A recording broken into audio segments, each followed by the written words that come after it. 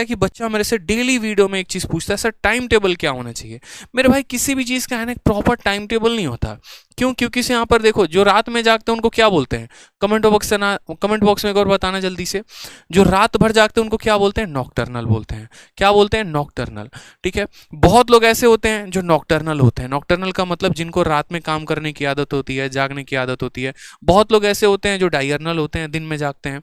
ठीक है, तो अलग अलग लोगों के जागने का भी शेड्यूल अलग है, पढ़ने का भी शेड्यूल अलग है। तो हम इसमें ऐसा कर ही नहीं सकते मेरे भाई कि ऐसा शेड्यूल बना ले जो सब फॉलो करें।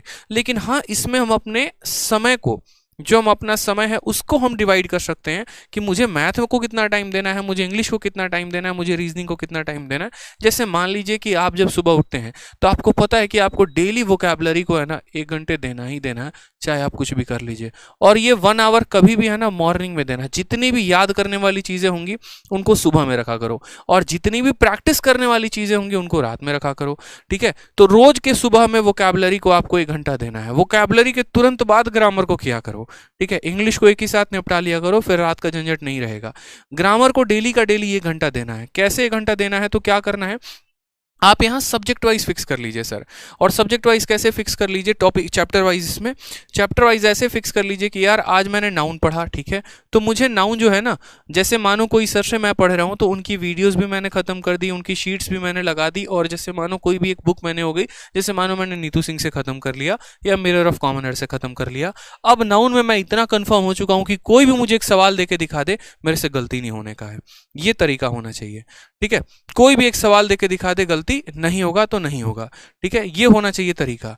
ग्रामर में डेली 1 से 2 घंटे अगर आप दे रहे हो तो बहुत अच्छी बात है। फिर उसके बाद आप जो है फिक्स कर लो कि यार मैथ्स में डेली के डेली मुझे कितना टाइम देना है, तो कम से कम यहाँ पर 2 घंटे। 2 घंटे क्यों यहाँ पर? जिसमें आप 1 घंटे अरिथमेटिक को दे सकते हो, 1 घंटे एडवांस को दे सकते हो, अगर आप अलग अलग पढ़ रहे हो तो। और अगर आप अलग अलग नहीं पढ़ रहे तो आप सीधा 2 घंटे किसको दे दो? सीधा का सीधा एक ही टॉपिक। जैसे पहले अरिथमेटिक से शुरू कर रहे हो तो अरिथमेटिक से ही कर दो कि आज हम परसेंटेज पढ़ रहे हैं। फिर परसेंटेज पढ़ने का तरीका क्या होगा? तो जैसे मानो कोई भी आपने एक चैप्टर पढ़ा, तो वो चैप्टर की वीडियो आपने देखी, फिर उसकी आपने शीट लगाई, और उसी चैप्टर की जैसे मैंने जो कहा ना 2400 ई बुक, इसको लगा लेना। क्यों? क्योंकि इसमें सारे लेटेस्ट क्वेश्चन है, फर्जी सवाल एक भी नहीं है। फर्जी एक भी नहीं है तो समय आपका कहीं भी जाया नहीं करेंगे। इस तरीके से करके चैप्टर खत्म करना है। परसेंटेज पढ़ने के बाद परसेंटेज को पूरा ई बुक से लगा लेना है। प्रॉफिट लॉस पढ़ने के बाद प्रॉफिट लॉस लगा लेना है। कंपाउंड इंटरेस्ट पढ़ने के बाद ऐसे लगा लेना, और ऐसे करते करते पूरा का पूरा जो अपना सिलेबस है वो कंप्लीट कर लेना है मेरे भाई। ठीक है, सेम तरीके से यहाँ पर देखोगे तो रीजनिंग को कम से कम डेली के डेली यहाँ पर, जब तक आपका सिलेबस ना कंप्लीट हो जाए। हालांकि रीजनिंग का सिलेबस बहुत जल्दी कंप्लीट हो जाता है, तो जब तक सिलेबस कंप्लीट नहीं होता है तब तक आपको डेली 1 घंटा देना है। यहाँ पर इस बात का ध्यान रखिए, 1 से 2 घंटा आपको देना ही देना है। ठीक है, और वहां पर आपको सारे टॉपिक वाइज यहाँ पर अपने टॉपिक को कंप्लीट करना है। जैसे आज आप टारगेट कर लो कि अगले 3 दिन के अंदर मुझे कोडिंग डिकोडिंग खत्म कर लेना है, या सिलोगिज्म खत्म कर लेना है। जहां से भी आप पढ़ते हैं, जो भी क्लास आप अटेंड करते हैं, चाहे आपने विक्रमजीत सर का बैच ले रखा है या आप उनसे यूट्यूब पर पढ़ते हैं, तो आप उनसे पढ़ के उसके बाद उनकी शीट्स लगाइए और उनकी बुक लगाइए। आप ऐसे प्रैक्टिस कर सकते हैं। इसके अलावा कोई और सोर्सेज भी है आप तो उसको आप टॉपिक वाइज और चैप्टर वाइज कंप्लीट किया करो, ये ज़्यादा फायदा होगा आपको। ठीक है, और रीजनिंग के बाद जीएस के लिए बहुत लोगों का मिथ यहाँ पर हो रहा है ना जीएस के लिए कि हम कैसे करें, क्या करें। तो मेरे भाई इतना ध्यान रखो ना, पढ़ना तो पड़ेगा, चाहे कुछ भी कर लो, पढ़ना तो पड़ेगा। ठीक है, आपको पूरा पढ़ना पड़ेगा, आपको पूरा पॉलिटी पढ़ना पड़ेगा, आपको पूरा ज्योग्राफी पढ़ना पड़ेगा, पूरा आपको हिस्ट्री पढ़ना पड़ेगा। आपको जो करना है कर लीजिए जनाब, लेकिन पढ़ना तो पड़ेगा। ठीक है, आपको अगर यही नहीं पता है कि अगर राष्ट्रपति के गैर हाजिरी में कौन सभा को बुला सकता है या राष्ट्रपति के पद को कौन संभाल सकता है, क्या फायदा आपका, ये बताओ।